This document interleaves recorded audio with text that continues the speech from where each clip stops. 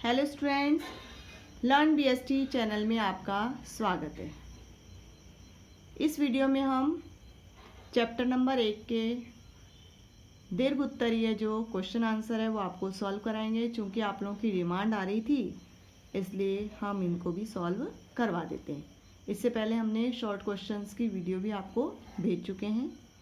आज हम पढ़ेंगे दीर्घ उत्तरीय प्रश्न। सबसे पहला है, व्यवसाय को परिभाषित कीजिए, इसकी महत्वपूर्ण विशेषताओं की विवेचना कीजिए। जब आपसे पूछा जाएगा कि परिभाषित कीजिए तो हम किसी भी एक राइटर की परिभाषा इसमें लिखेंगे। राइटर है एल.एच. हेनी के अनुसार व्यवसाय से आशय उन मानवीय क्रियाओं से है जो वस्तुओं के क्रय विक्रय द्वारा धन उत्पादन अथवा धन प्राप्ति के लिए की जाती है। जब भी आप परिभाषा दें तो साथ ही राइटर का नाम जरूर दें। विभिन्न विद्वानों ने अलग अलग परिभाषाएं दी। उन परिभाषाओं का जब अध्ययन करा तो अध्ययन के बाद सारांश में व्यवसाय की एक उपयुक्त परिभाषा इस प्रकार है।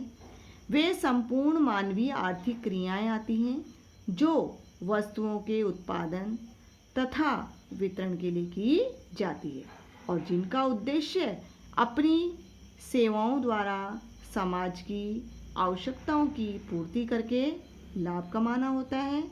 ये क्रियाएं स्वतंत्रता पूर्वक एवं नियमित रूप से की जाती है। अब इसमें आगे पूछा है कि इसकी महत्वपूर्ण विशेषताएं बताइए। इसकी महत्वपूर्ण विशेषताएं हैं, नंबर 1, यह एक आर्थिक क्रिया है। जैसा कि हमने पढ़ा था कि व्यवसाय एक आर्थिक क्रिया है क्योंकि अर्थ के उद्देश्य से की जाती है और जीवन यापन के लिए की जाती है। सेकंड है, वस्तुओं और सेवाओं का उत्पादन अथवा उनकी प्राप्ति। व्यवसाय के अंतर्गत या तो वस्तुओं और सेवाओं का उत्पादन किया जाता है या उन्हें किसी विनिर्माता से प्राप्त करके उन्हें बेचा जाता है। मानवीय आवश्यकताओं की संतुष्टि के लिए वस्तुओं और सेवाओं का विक्रय एवं विनिमय। व्यावसायिक क्रियाएं जो की जाती है वो स्वयं की नहीं बल्कि अन्य अर्थात मनुष्यों की आवश्यकताओं को संतुष्ट करने के लिए की जाती है, जिसके अंतर्गत वस्तुओं और सेवाओं को बेचा जाता है या वस्तुओं और सेवाओं के बदले दूसरी वस्तुओं और सेवाओं को खरीदा या बेचा जाता है। नेक्स्ट है, नियमित रूप से वस्तुओं और सेवाओं का विनिमय। व्यावसायिक क्रिया वही कहलाएगी जिसमें ये क्रियाएं रेगुलर की जाए अर्थात वस्तुओं और सेवाओं का जो लेन देन है क्रय और विक्रय नियमित रूप से किया जाए। एक बार के लेन देन या क्रय विक्रय को हम व्यवसाय नहीं कहेंगे। लाभ अर्जन, चूँकि हम सभी जानते हैं कि व्यवसाय का उद्देश्य लाभ कमाना है, इसलिए व्यवसाय वही है जिसमें लाभ अर्जन के लिए क्रियाएं की जाती है, तो वही व्यवसाय क्रियाएं कहलाएगी। प्रतिफल की अनिश्चितता, हमने पढ़ा था कि व्यवसाय में प्रतिफल अनिश्चित होता है, यानी हो सकता है लाभ हो सकता है हानि हो। लाभ कितना हो ये भी निश्चित नहीं है, हानि कितनी हो ये भी निश्चित नहीं है। तो व्यवसाय वह है जिसमें प्रतिफल भी क्या होता है, अनिश्चित। नेक्स्ट, जोखिम के तत्व, यानी व्यवसाय में जोखिम के तत्व भी विद्यमान हो सकते हैं, लाभ भी हो सकता है हानि भी हो सकती है, इसलिए इसमें जोखिम के तत्व। और इसीलिए कहा जाता है ना कि जोखिम का प्रतिफल क्या है, लाभ भी होता है, इसलिए जो जोखिम उठाएगा उसका प्रतिफल लाभ भी प्राप्त हो सकता है। इसका आंसर यानी जो व्यवसाय की महत्वपूर्ण विशेषता है वो पेज नंबर 12 से 13 पर दी गई है, जिसमें आप अच्छे से पढ़कर इसका आंसर और भी श्रेष्ठ तरीके से दे सकते हैं। नेक्स्ट क्वेश्चन, सेकंड क्वेश्चन है वो है अपना कि व्यवसाय की तुलना पेशा और रोजगार से कीजिए। इस प्रश्न का उत्तर पेज नंबर 14 में एक टेबल दी गई है जिसके अंतर्गत दिया गया है और आप उस टेबल के तहत यानी टेबल बनाकर ही इसका अंतर बताएंगे, अर्थात व्यवसाय पेशा और रोजगार में अंतर पूछा गया है। पेज नंबर 14 में इसका आंसर। नेक्स्ट है, उद्योग को परिभाषित कीजिए। विभिन्न प्रकार के उद्योगों को उदाहरण सहित समझाइए, यानी उद्योग के बारे में पूछा है और साथ ही उद्योगों के प्रकारों के बारे में भी पूछा है और उनको उदाहरण सहित बताना भी है। सबसे पहला, उद्योग।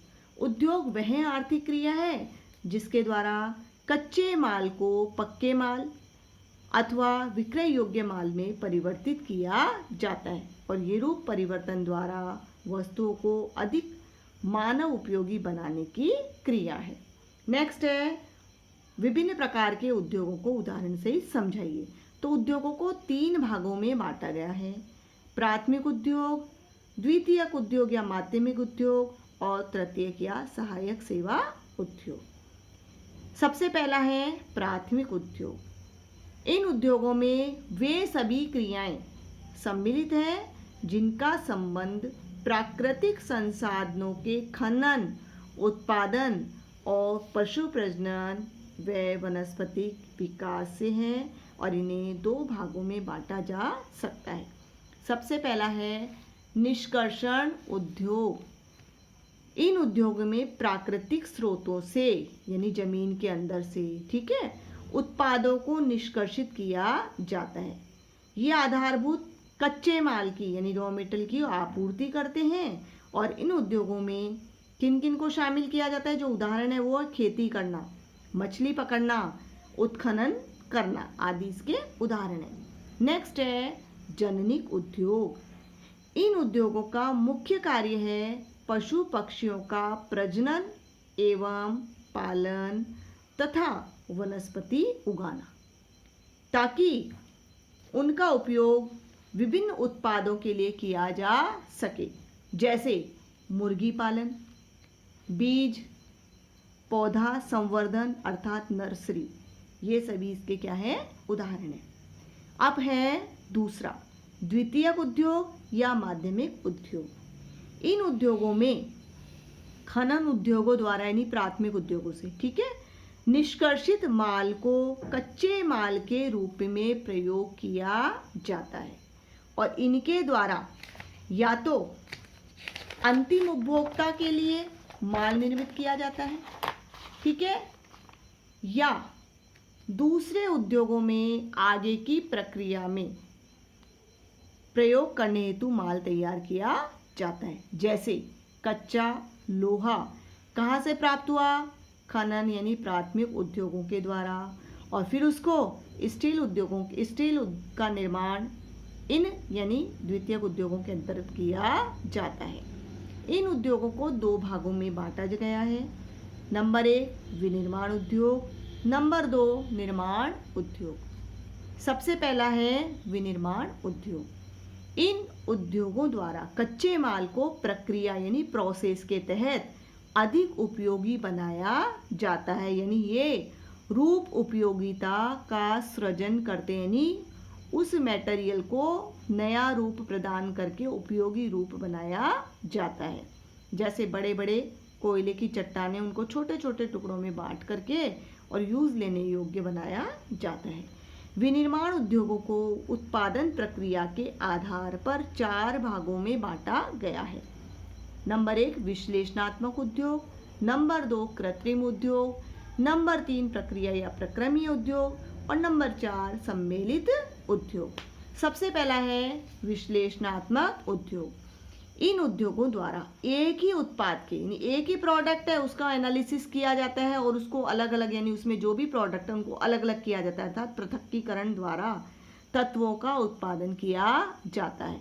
तेल शोधक कारखाने इसके उदाहरण है। आपने देखा होगा तेल के कुएं होते हैं, उस तेल के कुएं में केवल तेल नहीं निकलता, गैस और अन्य पदार्थ भी निकलता है।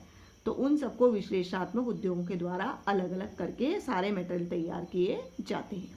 कृत्रिम उद्योग, इन उद्योगों द्वारा विभिन्न संगठकों को यानी विभिन्न जो पार्ट्स हैं, ठीक है, विभिन्न मटेरियल्स हैं, उन विभिन्न मटेरियल्स को एकत्रित करके प्रोसेस के द्वारा प्रक्रिया के द्वारा नए उत्पाद का उत्पादन किया जाता है। जैसे सीमेंट उद्योग, आपने देखा होगा ना कि सीमेंट में बहुत सारे जो मटेरियल्स है वो मिलाए जाते हैं अलग अलग प्रकार के और उनकी क्वांटिटी निर्धारित होती है और फिर वो सीमेंट बनता है। जैसे चूना है, कांच है, पत्थर है, ठीक है। नेक्स्ट है प्रक्रियाई या प्रक्रमीय उद्योग। ये वे उद्योग हैं जिनमें पक्के माल के निर्माण के लिए विभिन्न क्रमिक चरणों से गुजरते हैं, यानी विभिन्न स्टेप बाय स्टेप प्रोसेस करते हुए गुजरते हैं। जैसे चीनी उद्योग, आपने देखा होगा खेतों से जब गन्ना आता है तो गन्ने का रस निकाला जाता है, उस रस से चीनी भी बनती है, गुड़ भी बनता है और सिरका भी बनता है। तो उस रस को प्रोसेस के तहत अलग अलग चीज़ें उसमें से बनाई जाती है जिसमें चीनी भी सम्मिलित है। नेक्स्ट है सम्मिलित उद्योग। इनमें उत्पाद तैयार करने के लिए विभिन्न पुर्जों को अर्थात विभिन्न पार्ट्स को जोड़ा जाता है, जैसे कंप्यूटर है, टीवी है, कार है, ये सभी इसके क्या है, उदाहरण। नेक्स्ट है निर्माण उद्योग। ये वे उद्योग हैं जो भवन, बांध, पुल आदि के निर्माण में संलग्न रहते हैं। इनमें अभियांत्रिकी और वास्तुकलात्मक चातुर्य का महत्वपूर्ण पार्ट है। अब है तीसरा, ये तो हम पढ़ रहे थे प्राथमिक और द्वितीयक। अब तीसरा तृतीयक या सेवा उद्योग। ये उद्योग प्राथमिक और द्वितीयक उद्योगों को सहायक सेवाएं उपलब्ध करवाते हैं तथा व्यापारिक क्रियाओं को भी संपन्न कराते हैं। वाणिज्य के सहायक भी समझे जाते हैं क्योंकि ये व्यापार में क्या करते हैं, मदद या सहायता। कौन कौन से उद्योग हैं, बैंकिंग, बीमा, भंडारण आदि, ये सभी इसके उदाहरण हैं। नेक्स्ट क्वेश्चन नंबर 4, इसके अंतर्गत वाणिज्य में से संबंधित क्रियाओं का यानी वाणिज्य से संबंधित क्रियाओं का वर्णन कीजिए। वाणिज्य में 2 प्रकार की क्रियाओं को सम्मिलित किया जाता है, व्यापार और व्यापार की सहायक क्रियाएं। फर्स्ट, व्यापार, वे क्रियाएं जो माल की बिक्री या विनिमय के लिए की जाती हैं, व्यापार कहलाती है। व्यापार को 2 भागों में बांटा गया है, देशी आंतरिक व्यापार, विदेशी या बाह्य व्यापार। देशी आंतरिक व्यापार जब वस्तुओं और सेवाओं का आदान प्रदान एक ही देश की भौगोलिक सीमाओं के भीतर किया जाता है तो उसे हम देशी या आंतरिक व्यापार के नाम से जानते हैं। देशी व्यापार को 2 भागों में बांटा गया है, थोक व्यापार और फुटकर व्यापार। थोक व्यापार जब वस्तुओं का क्रय विक्रय बड़ी मात्रा में किया जाता है तो उसे हम कहते हैं थोक व्यापार। नेक्स्ट है फुटकर व्यापार। फुटकर व्यापार जब वस्तुओं का क्रय विक्रय कम मात्रा में किया जाता है तो उसे हम फुटकर व्यापार कहते हैं। अब दूसरा है विदेशी या बाह्य व्यापार। जब वस्तुओं और सेवाओं का आदान प्रदान 2 या 2 से अधिक देशों के व्यक्तियों या संगठनों के मध्य किया जाता है तो ऐसे व्यापार को हम विदेशी या बाह्य व्यापार कहते हैं। विदेशी या बाह्य व्यापार को 3 भागों में बांटा गया है, आयात व्यापार, निर्यात व्यापार, पुनर्निर्यात या आयात निर्यात व्यापार। सबसे पहले है आयात व्यापार।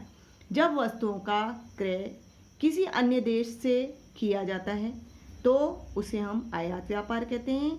निर्यात व्यापार जब वस्तुओं को किसी दूसरे देश को विक्रय किया जाता है तो ऐसा व्यापार कहलाता है निर्यात व्यापार। नेक्स्ट है पुनर्निर्यात व्यापार या आयात निर्यात। जब वस्तुओं का आयात किसी अन्य देश को निर्यात करने के लिए किया जाता है तो ऐसे व्यापार को हम पुनर्निर्यात या आयात निर्यात व्यापार कहते हैं। नेक्स्ट है व्यापार की सहायक क्रियाएं। व्यापार में सहायता करने वाली क्रियाओं को व्यापार की सहायक क्रियाएं कहते हैं और ये उद्योग और व्यापार में मदद करती हैं। ये क्रियाएं केवल व्यापार में नहीं बल्कि उद्योगों में भी सहायक है, जैसा कि हमने सेवा उद्योग पढ़ा था। ये क्रियाएं माल के स्थानांतरण, संग्रहण, वित्तीयन, जोखिम से सुरक्षा और माल की बिक्री को भी आसान बनाती है। व्यापार की सहायक क्रियाएं परिवहन और संप्रेषण, भंडारण, बैंकिंग और वित्त, विज्ञापन और बीमा। सबसे पहला परिवहन या संप्रेषण।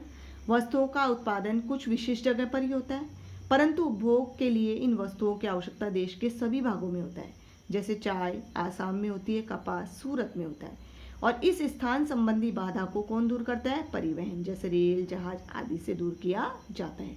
परिवहन के द्वारा कच्चा माल उत्पादन स्थल पर लाया जाता है और उत्पादित माल को उपभोक्ता स्थल पर लाया जाता है।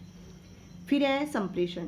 संप्रेषण माध्यमों द्वारा उत्पादक, व्यापारी और उपभोक्ताओं को सूचनाओं का आदान प्रदान किया जाता है। इसीलिए डाक और टेलीफोन सेवाएं भी व्यवसायिक क्रियाओं की क्या है, सहायक। नेक्स्ट है बैंकिंग एवं वित्त। किसी भी व्यवसाय का संचालन बिना वित्त के संभव नहीं है क्योंकि वित्त की आवश्यकता स्थायी संपत्तियों को खरीदने और व्यवसाय के दिन प्रतिदिन के व्ययों को करने के लिए भी होती है। व्यवसाय आवश्यक धनराशि बैंकों से, वित्तीय संस्थाओं से प्राप्त कर सकता है। बैंक ऋण देने का कार्य नकद साख, अधिविकर्ष, अग्रिम, उधार आदि का कार्य भी करता है। नेक्स्ट है बीमा। बीमा व्यवसाय में अनेक प्रकार की जोखिमें होती है, यानी व्यवसाय में बहुत सारी जोखिमें होती है और इन जोखिमों से बचाव आवश्यक है, तो बीमा इन जोखिमों से सुरक्षा प्रदान करता है।